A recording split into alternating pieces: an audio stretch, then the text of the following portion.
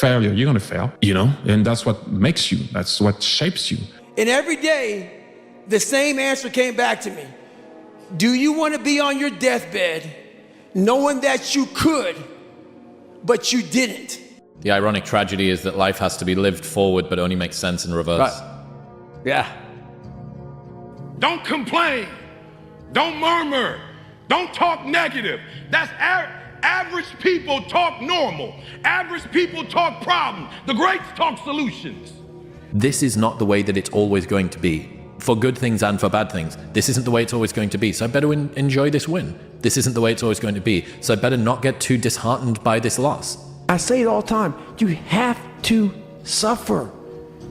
You have to make that a tattoo on your fucking brain. So when that hard time comes again, you don't forget it. That nothing is easy. Nothing is free. If you want to be successful, you have to pay the price. Any person, any human realizes that if you want some kind of a good outcome, you're going to have to work hard for it. And if you don't work hard for something, you're not going to get an outcome that's really worth much. That what you say is what is. So now, if they created this remote off your mind, everything you project from here is what you're going to get back. It's the law of attraction. It don't matter if you believe it or not. It's just the way it is. And the proper amount is the amount that gets you off your ass and gets you executing. Because if you are executing day in and day out, no matter what, there is not a single fucking thing that can stop you. Everything is in arm's reach. You just have to work to get there. There is no easy road to what you want. It's a long road. You got a lot of people that want to be a doctor. Some people don't want to go to school for 8 years. Right. But the ones that go to school for 8 years end up being some of the best doctors ever. Listen, Cristiano, let's go. Life continue. Past is past, it's never come again. The present, it's the best gift that we have in our life. The present. Because you don't know that what's gonna happen tomorrow. You don't know. Yes. I don't know, you don't know. So live the present. Be the guy who embraces the ugly, the miserable. Be the guy who embraces hard work, the grind. Don't be afraid of being hurt. Don't be afraid of sacrificing some blood. Take the money you make, live on nothing, and the hard part is just swallowing the pride for the fact that in the short term, everyone's going to be right when they say that you're amounting to nothing. And that's the tough part. That's the glass that you have to swallow, that you have to pull towards you. And there's just no other way. Do it right now. Do it right now. A lot of us, bro, we procrastinate. We have an idea, we have a thought, we don't write it down, we don't act on it. It's always just a dream. So this year, I've applied the mindset of do it right now. Waking up and then trying to shrink the time between when I wake up and when I start working, and shrinking the time between one task and the next task. Like, you don't need to take 30 minutes of getting ready to start working. Like, you can just start working, because as soon as you get into it, you start pulling the thread and you're like, oh, here it is. And all of the time that I was getting ready to work, I was just using up my best brain power time on things that truly don't move the needle at all. And the path of the exceptional person is one of an exception, which means that you are not with other people. And rather than fighting that or bemoaning it, see it as an indicator that you're on the right path. Because if everyone else were cheering you on, then it means you're not in the right place, because it means you're just like everyone else, and that's not where you want to be. Do you actually want to do this or not? Do you actually want to do this or not? Because if you actually want to do it, what's going to stop you? Nothing. And if you don't really want to do it, what's going to stop you? Just about anything that comes up. Just about any obstacle that gets in your way becomes an excuse. It becomes a reason. It becomes a rationale for not proceeding down that path. Motivation is a feeling that comes and goes, and it doesn't matter whether it's there or not. Discipline is infinitely more important. So no matter how you feel, get up and do what you're supposed to do. That's it. And that's discipline. It's not motivation. If you only did what you were supposed to do when you were motivated to do it, that's leaving it to chance. But if you're disciplined, you go do what you're supposed to do. That's the way it works. It is astounding how many people want to be spectacular in life but also want to fit in and be normal. Like, by being normal, you are, by definition, aiming for average. Normal people get normal results. weird people get weird results. You literally can't do what everyone else does and not expect to get what everyone else has. By doing what everyone else does, you guarantee average results. Am I happy? I don't know. Never really thought about it. Don't really care about it. Because all I really cared about was when I looked in that fucking mirror, I saw a piece of shit. Happiness wasn't on the mirror at 16 or when I was 300 pounds. It wasn't like, oh, I'm looking for happiness. No, I'm look at myself in the mirror and say, all right, motherfucker, you did it again today. You a bad boy. Because that shit sucks. Purely psychological. It is all in your mind. Everything is in your mind. Everything inside, everything in life is purely a mind game. Nothing is true, nothing is false. Nothing is right, nothing is wrong, nothing is good, nothing is bad. Everything is purely psychological, and the moment you understand that, and you take control of this, right? That is when you fucking win. Understand that. You're not going to see results until you take care of this brain of yours. Like, I want to see what you do when you're tired. Let me see how you push yourself. Come on, man. Get up. Get up again tomorrow. Get up again tomorrow. Get up again tomorrow. The next day. Get up, get up, get up, get up. Keep going. How long can you maintain a positive attitude? Where's all this teaching? You're teaching people. You can't do shit yourself. You need to show people that you could do it. The best motivational speakers to me are guys like David Goggins, because that guy that's in that coin right there. That guy does it every day. It seems like, especially with confidence, right, or self-esteem, there's a relationship between confidence and competence. Mm-hmm. So what you're looking to do is try and have what you believe that you can do be ahead of what you can do. Right. Now, you're not looking for it to be delusional. You don't want it to be able to believe that you can do something like fly, right? But you need to have a relationship between the two. But what people are asking for is for their confidence to be so far ahead of their competence that, or without having even been competent at anything in the beginning. And that's just delusion, that's fantasy. Modern men who are angry at a world they feel has rejected them mistakenly believe that they would have somehow done better in medieval times. They are adamant that the chance of them being Genghis Khan is greater than the chance of them being cannon fodder peasant number 1,373,000 whose favela was sacked and destroyed. And it's this wistfulness for the past. And dude, I get it. Like, if you feel lost and alone and like nobody understands you and like you've been forgotten and things shouldn't be this way, guess what? They've always been this way. And right now, the bar has never been set lower. Nothing is going to be worthwhile that doesn't come with an associated amount of discomfort. Therefore, when you start to feel friends around you and the people that you used to be able to speak a common language with start to push back and start to make the quips of, oh, not drinking tonight, yeah? Oh, you must be too cool for us now. I know it hurts. I know it hurts. That is the lead indicator, not even the lagging indicator. That is the lead indicator that you are doing the right thing. It's easy to give up. Hell it's yeah. Easy. It's the easiest thing in the world to do. I'm done. I ain't going. I ain't gonna keep going. Yeah, I don't feel like going to work. I'm done. Yeah, man. It's easy. It's very easy. But what's hard is going, yo, yesterday I got nothing from working as hard as I could. Nothing happened from that. I'm gonna do the same thing again today, but I'm gonna try to go harder. That's the hardest thing in the world. To get up every day and give 100% and be in the same position that you were each day, but mentally know that you're trying and trying and trying. That's a real grind. I realize you go higher, you go even more alone. Why? Because nobody is willing anymore to invest their energy in going higher, because it's becoming more difficult. They say, oh, it's already okay here. Why you still want to move up there? The air is getting thinner over there. It's getting more hard to breathe. It's getting more dangerous, whatever. So that means along this way, the higher you want to go, the more likely you're gonna walk alone. This is the next thing. Nobody cares. Nobody cares.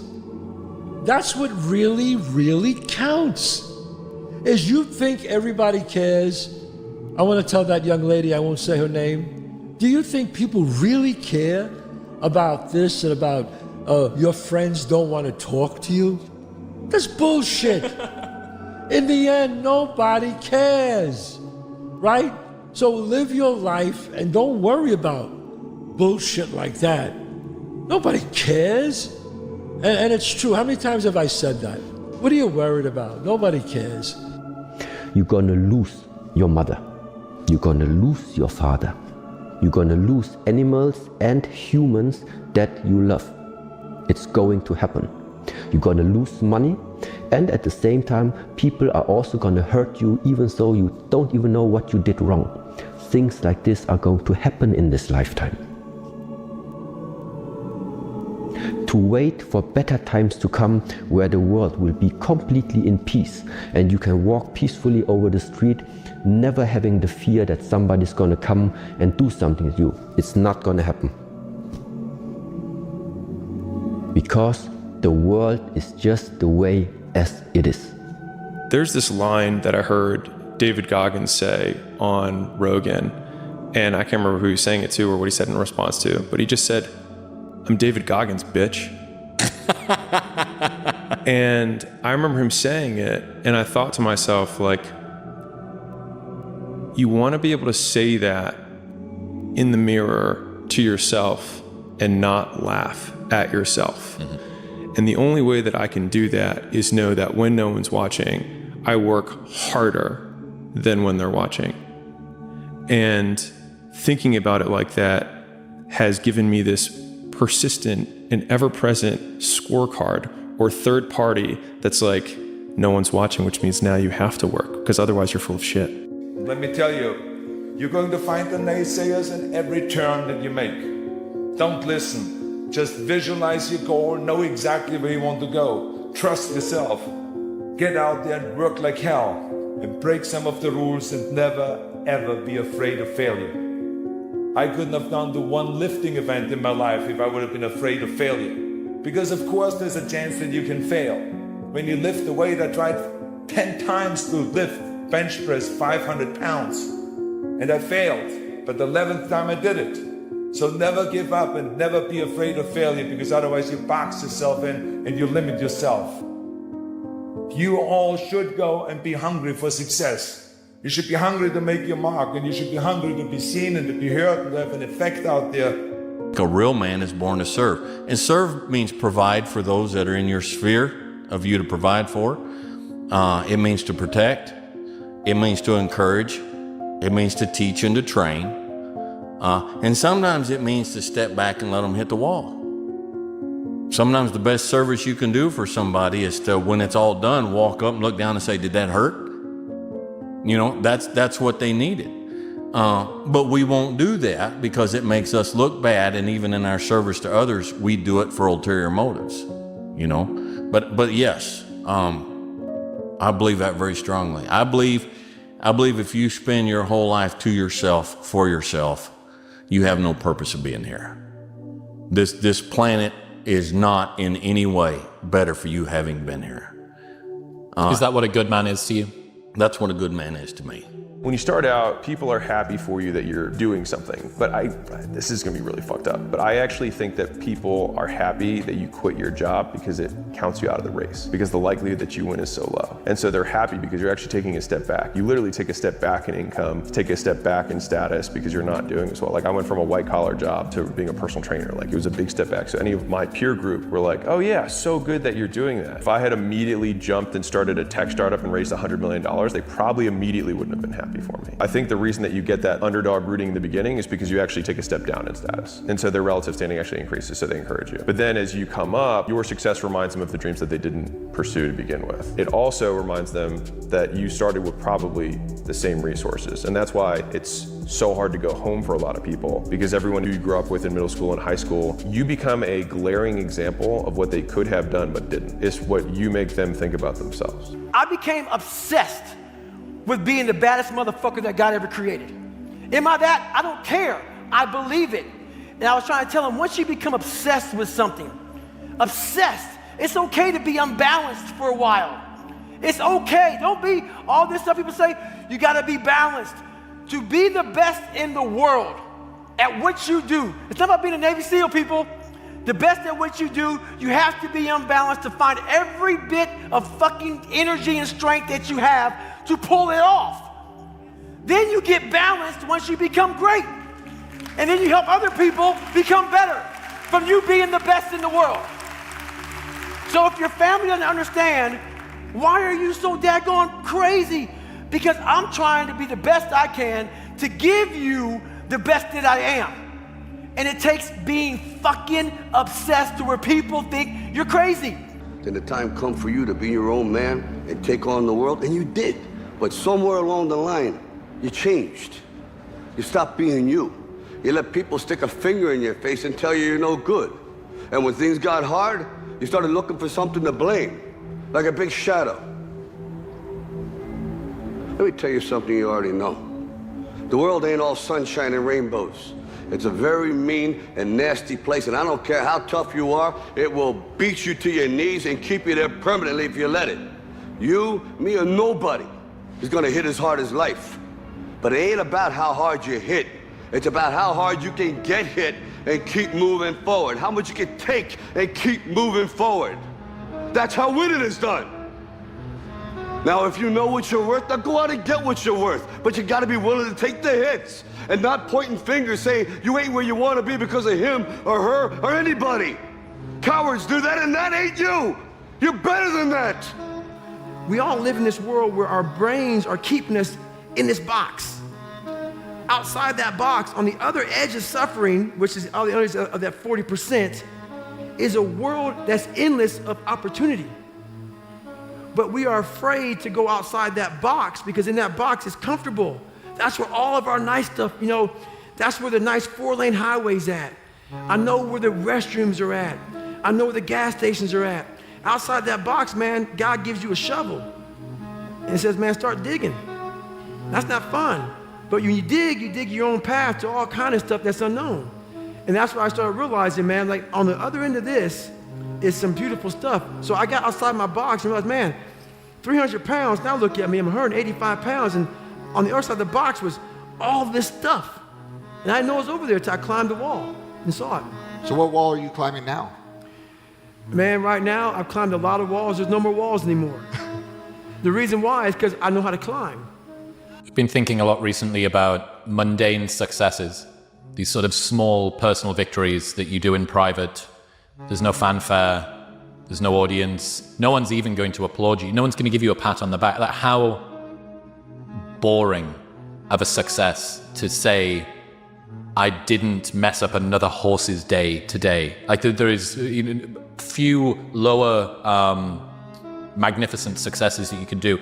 And yet, I think we need language around how that is something that's important. That is a victory that you should be able to say at the end of the day when you look yourself in the mirror. Hey, you were gentle with that person when you were frustrated. Right. This person came up to you and you were all agitated and you chose to put civility first.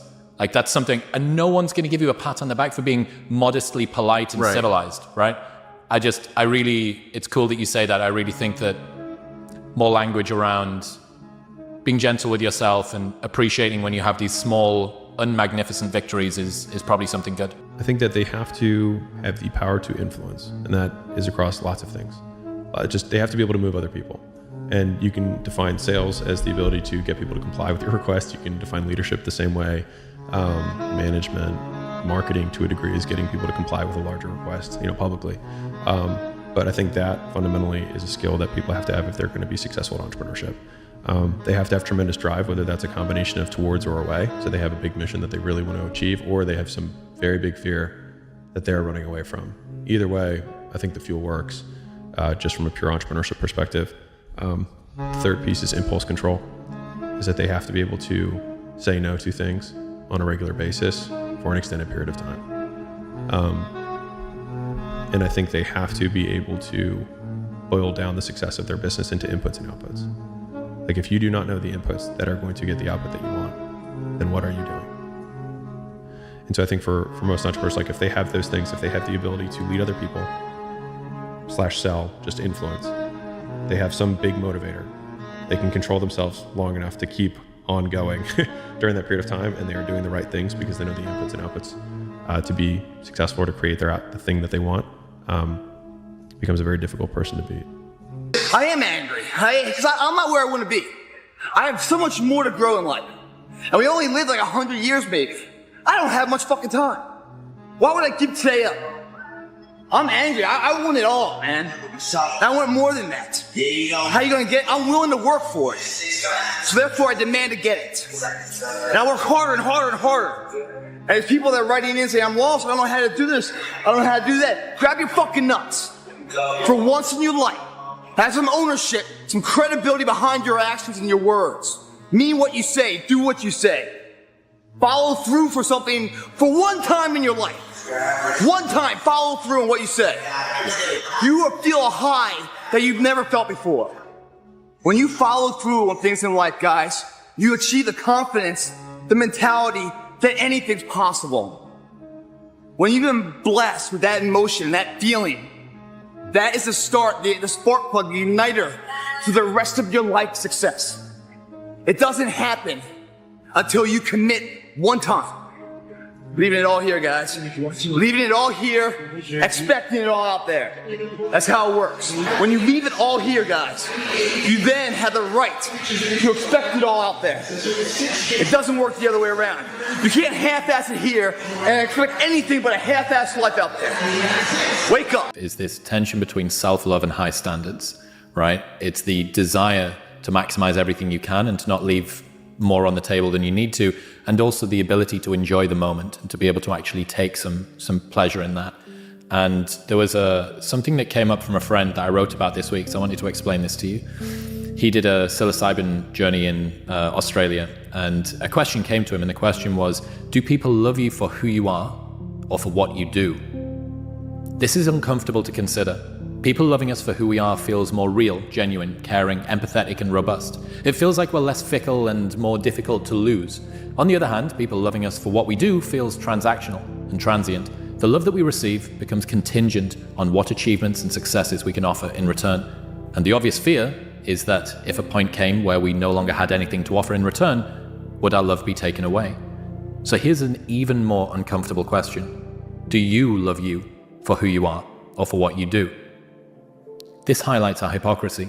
You see, we want the world to love us for who we are, a balanced, caring view of our true value, independent of our accomplishments. Meanwhile, our own self-love is largely determined by what we do. If we fall short, even though we know we tried our best, we still castigate ourselves for being insufficient, unworthy creatures. So we want the world to show up for us in a way that we are often not prepared to show up for ourselves. You demand more than this. Demand it of yourself. Jealousy doesn't work for you, and it doesn't harm the person you're jealous of. It doesn't do anything. It just creates this bad feeling.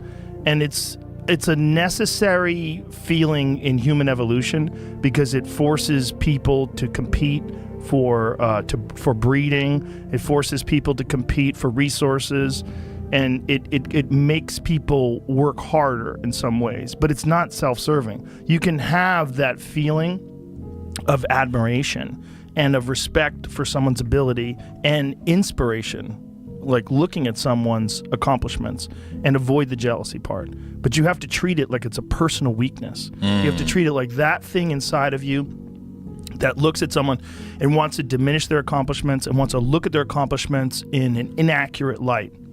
Because it serves you, it doesn't serve you. In fact, it lies to you, and it makes you feel like you're better than you are, so you won't work as hard and you won't accomplish as much if you give in to jealousy. But instead, if you look at someone, even if you don't particularly like that person's personality or what they stand for, if you can look at what they've done, even if someone that you like really despise, you can find something in them and say, that is it. Like, you can find admirable things about Donald Trump. One of the things you can find about is the way he like brushes off criticism. It's like, he just like keeps going. So there's a father who gifts his son an old beat up car. And he says, hey, I don't know if it drives or not, but you can take it down to the dealership down the street, see if you can trade it and get some money. He was like, okay. So he goes down the street, goes to the dealership. They say, we'll give you $1,000 for it. And he hears him out, comes back home. He's like, Dad, they say give me $1,000. He's like, okay. He's like, go to the impound yard where they, break the cars up just for metal. He's like, see what they'll give you. Goes there, and the guy's like, I don't know, this might be $500 of metal. Kid comes back home. He's like, Dad, he said it was gonna be $500. He's like, okay. He's like, hey, go down the street to that antique dealership. See if they've got anything, that used car lot. He's like, okay. So he goes down there, talks to the guy, comes back home, super excited. He's like, Dad, you won't believe it. He's like, this is a historic car. There's only like 10 of them left. He's like, it's worth $100,000. And so the father smiles and he's like, and the lesson I want you to know is that it's not necessarily who you are, but the people that value you the most. And so you can talk to different people and go to the people who value you. And I love that story because it's a huge business story in terms of like sell where the fish are, where the big fish are. Like if you're going to go hook fish, go where the whales are. It takes the same work, but a lot of it's just belief. People don't think it's possible. And so a lot of times you have to just keep leveling up, and you sell your first $10,000 thing, you sell your first $100,000 thing, sell your first multi-million-dollar package. You realize that it's the exact same thing. It's just, so maybe if anybody's listening right now, it is the same thing. It's the exact same thing, and sometimes it's easier. You say that you're useless to the world if you're not competing, and you need enemies to drive you. Why? I think most people who say they don't have enemies, they probably don't want to tell others they have the enemy, or they don't want to disclose it. They're great poker players. I don't know a single person that doesn't have an enemy. Everybody does. We're very good at concealing our insecurities, our emotions, our fears, our wildest desires, our enemies or comments that rub us the wrong way, that wire us. We are very good actors, incredible actors, right? Now, if you have a long time of talking to somebody and you kind of watch them closely, and the more they talk, and then eventually you're going to find some leaks. You're like, oh, I just found one right there. Boom, I found one contradiction right there. Boom, I found one. And you're like, okay, interesting. We all have a little bit of that. But I do think that when you study the people that do something very big, I'm not talking about small, I'm talking really, really big. We're talking about some interesting people today. You and I have somebody we both respect a lot, Robert Greene. His books, I'm sure you love his books. I love his books. 33 Strategies of War. I couldn't put it down for 2 years straight. I listened to that book every day in my car, straight, every day. It was on repeat for 2 years straight. Why though? Because I innocently got into sales, and I had a good time in sales and business after I got out of the military. And I wanted to be a bodybuilder, and then I realized I'm 6'4". It's not going to work for bodybuilding to win Mr. Olympia because everybody's 5'8", 5'9", 5'10", maybe 5'11", Ronnie Coleman. But the 6'4" days are behind us. Even Lou Ferrigno didn't win at that height.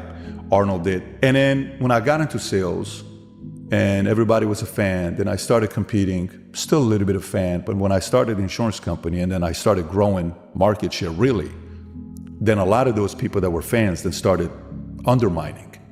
And I said, got it. This is how it works. You can't be this naive. You can't be this innocent. Competition's out there. If you want to kind of go out there and take market share from others and you want to get bigger, you can't expect for people to sit there and like everything you're doing. That's when I realized you got to choose your enemies wisely. People want you to do well. They just don't want you to do better than that. Yes. Yes. The differential of somebody winning and losing has nothing to do with their genetics, has nothing to do with their potential. It's their perseverance, always showing up. The person that's willing to gamble it. If you show up, then you have a chance. If you don't show up, the outcome's simple. Never there, like an audition. If you show up to the audition, there's a chance you might get the part. If you're too scared to show up and you sit back at home, wondering what if and everything else, no one in hell is gonna call you an opportunity because you weren't present. The winners always show up. They're willing to lose in order to gain. Big mental thing there, guys. This body, as great as you are, as sharp as you make the arsenal, it can't do anything if you don't have confidence in yourself. We all fall down in life. The question is, who gets back up? You go after and you give it all you have. If you lose, at least you tried, man. I failed. It's 10 times more of a man than someone said, what if? Because what if never went to the arena. When you guys find a fear, that fear will either create you or destroy you.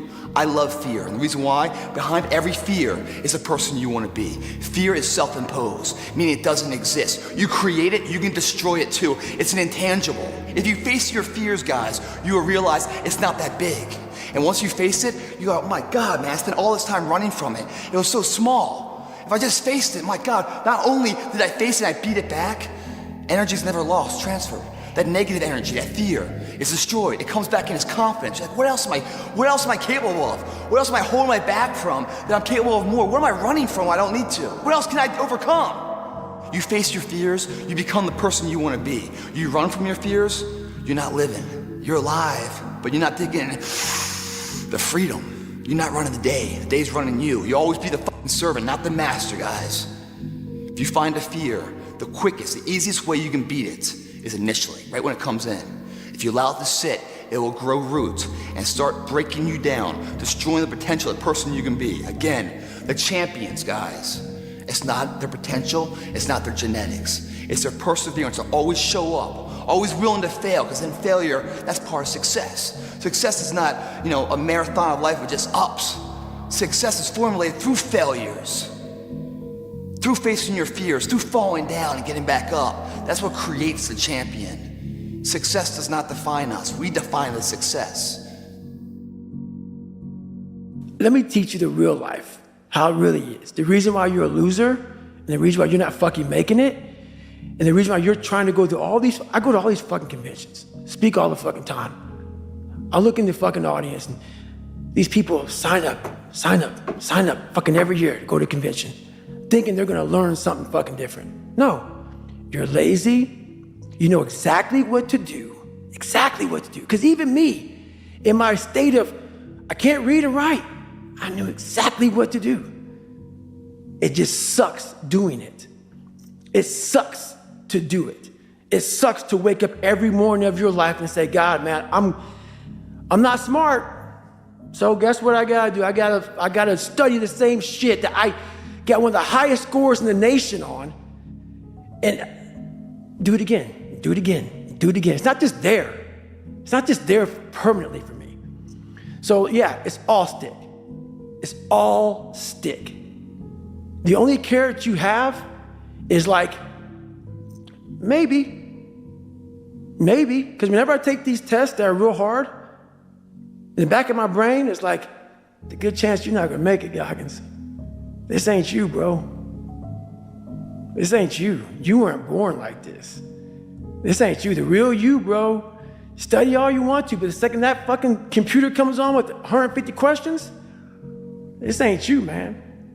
And somehow, comes back, I passed. I passed again. But that real me back here every fucking time is saying, that ain't you, bro. That ain't you. And I have to outwork that voice. When I'm taking that test and I get to a question, I don't fucking know the answer, I'm like, fuck, man. And then say, I told you, man, that ain't you. You're 300 pounds, man. You sit at home, you figure out how to do your hair. That's what you do. How to come to school with the reverse baldness when you're 16. That's you. So there is no get out of jail free card. This is why I say stay hard. Because when you weren't given the gifts, the only thing you can do in life is stay hard. And I know people cannot stand me. They can't stand this talk. This is all you can do. There's no magic pill or a magic potion. All you can do is outwork the man that God created, or woman, in you. And what that looks like is unfun. That's why I said, do not do a documentary on me. Because people will not see the truth. They will see what they want to see. I don't want to live like that. Good. And you will live exactly the way you live now, questioning who you are, wondering what is possible, wondering what you are capable of doing. That's how that looks. Or you can be me, which, am I happy? I don't know. Never really thought about it. Don't really care about it. Because all I really cared about was when I looked in that fucking mirror, I saw a piece of shit. Happiness wasn't on the mirror at 16 or when I was 300 pounds. It wasn't like, oh, I'm looking for happiness. No, I'm looking at myself in the mirror and say, all right, motherfucker, you did it again today. You're a bad boy. Because that shit sucks. Last week, I got an interview for a dream internship with a professional hockey team. I went on the official site and found someone who had an important title and emailed him and called him every day, even though I got his voicemail, until one day I received a call back. I was granted an interview and I was on cloud 9. I went out and bought a suit, I worked on my resume, I Googled the interviewer and was prepared, all the 7 Ps, right? During the interview, he asked me what my experience was in the sports media and public relations field. I said, I I don't have any, sir, but I'm willing to do anything and everything to be a sponge and learn for free. He asked me if I had a college degree. I said, sir, I've been going to night school for the last 2 years working on my associate's degree. School's been tough while still being active duty in the Marines, but I've been working hard on my degree and will continue to. He then asked to see my resume, which I could tell by the look in his face, he wasn't impressed. I said, sir, I've been a Marine since I was 18. I served 3 tours in Iraq. I've had more responsibility than anyone just walking out of college with a fancy degree. I've been in charge of lives and got them home safe. Greg, it seemed as if he didn't even care. He told me with my lack of experience in the industry, no fancy college degree, and a weak resume, he just didn't have an internship to offer me. I shook his hand, thanked him for his time, and walked out. When I got home and I looked in the mirror, I saw failure.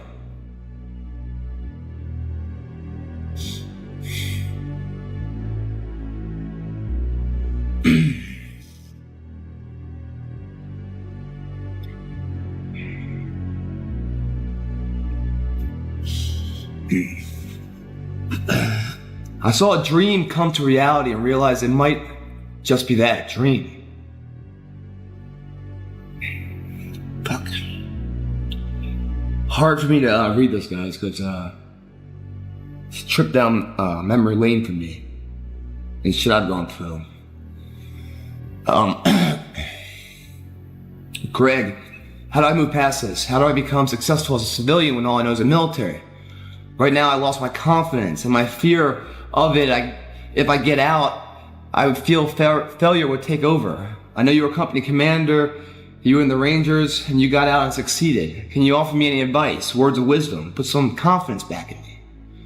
Thank you for everything you provide on your site. You make us all winners. Anonymous, U.S. Marine.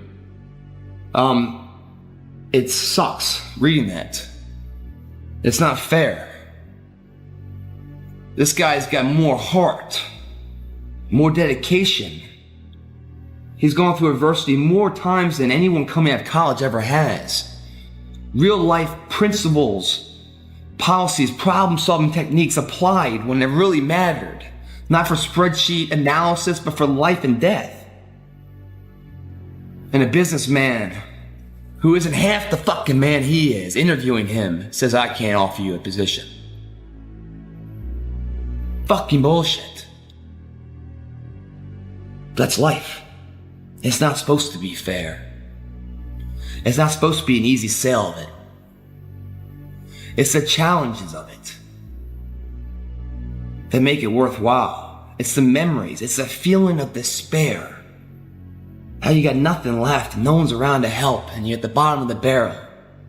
That feeling so ingrained and so depressing that it flips the coin on itself and turns into the fuel, the internal drive, the motivation to see something through, to get out of that shitty situation.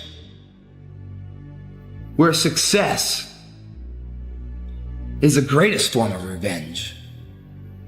When someone says no and you say yes, and even though you get beat down, one day you rise above it. So much so that you're looking down on that motherfucker. But you don't say anything, because actions speak louder than words. Knowing how you felt at one time. Knowing how you feel now. One of the beautiful highs of life. From dark to light. From unknown to fame. Fired up, man. Fired the fuck up, man. Motivated, pumped up, man. Early still, man. Early. Some people just getting up, going about their first endeavor of the day. We've already done a few endeavors, man. We already kicked some ass. We like a taste of that. We want to kick some more ass. So the next endeavor we're doing, because we put value in our day. An hour in the gym wasn't just an hour where we just go in there and check the box and we get, fuck no, man. We had a plan of action. We went in there and achieved that fucking plan. We spoke the words and we walked the motherfuckers. Now here we stand, energized, spending energy in the gym, but we created more energy, a mind-body connection, a belief, a quantum physics of it all. Energy expelled, value in what we're doing, and the belief in something, hard work behind the belief, grows into prosperity of something. Fuck yeah.